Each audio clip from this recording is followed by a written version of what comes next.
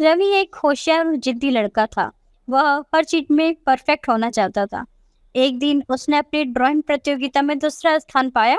जब वह घर लौटा तो उसका चेहरा गुस्से से लाल था।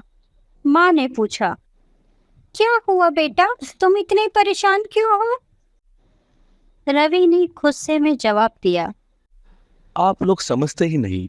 मैं पहला स्थान लाना चाहता था, लेकिन आप लोग हमेशा मुझे कुछ ना कुछ काम करवा देते थे, इसलिए मैं हार गया और सेकंड नंबर आया। पिता ने समझाने की कोशिश की। बेटा, हार जीत तो जिंदगी का हिस्सा है। मेहनत करो और अगली बार जीत जाओगे। लेकिन रवि को यह बात पसंद नहीं आई। उसने भड़कते हुए कहा, आप लोग मेरी मेहनत की कदर ही नहीं करते, हमेशा दूसरों की तारीफ करते रहते हो, मेरी कभी नहीं करते। माँ पापा एक दूसरे की तरफ देखने लगे। उन्हें समझ नहीं आ रहा था कि रवि को कैसे समझाया जाए। रवि तेजी से अपने कमरे में चला गया और दरवाजा बंद कर लिया। अगले दिन रवि स्कूल गया और चुपचाप घर लौटा। जैसे ही उसने अपना बैग रखा, उसकी नजर एक छोटी सी टेबल पर रखे एक तोहफे पर पड़ी। उसमें ऊपर लिखा था, समझदारी का तोहफा। रवि ने तुरंत पैकेट खोला। अंदर एक छोटा सा नोट और एक घड़ी थी।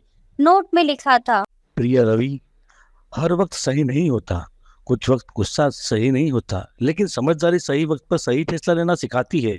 यह घड़ी तुम्हारी मेहनत को समय पूरा करने में मदद करेगी और तुम्हारे गुस्से को समय पर शांत करने में भी। प्यार से, माँ और पापा।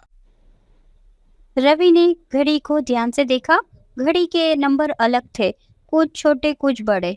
उसे समझ नहीं आया, इसलिए वह अपने माँ के पास गया और पूछा। हाँ, इस घड़ी के नंबर ऐसे क्यों है? माँ मुस्कुराते हुए बोली, बेटा, यह घड़ी हमें बताती है कि हर काम का सही समय होता है। कभी कभी समय तेज चलता है, कभी धीरे। इस घड़ी का मतलब है कि हमें अपने गुस्से और मेहनत दोनों को सही समय पर इस्तेमाल करना चाहिए। रवि को अपनी गलती का एहसास हुआ। उसने माँ पापा को गले लगाया और कहा, मुझे माफ कर दीजिए।